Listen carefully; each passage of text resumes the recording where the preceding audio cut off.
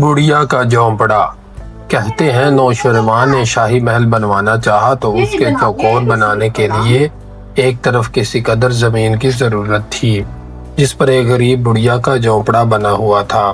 سرکاری ملازموں نے بڑھیا سے زمین خریدنی چاہی تو اس نے بیچنے سے انکار کر دیا۔ نوشیروان نے سنا تو فرمایا، محل چوکور نہ بنے تو بلا سے، مگر بڑھیا پر جبر نہ ہو۔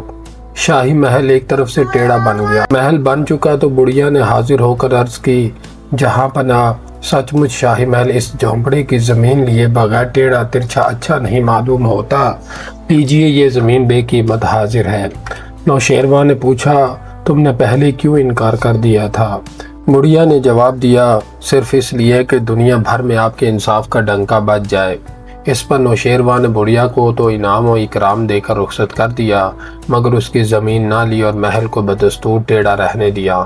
نوشیروان اور بڑھیا تو دونوں چل بسے، مگر انصاف کی یہ کہانی اب تک لوگوں کو نوکے زبان یاد ہے۔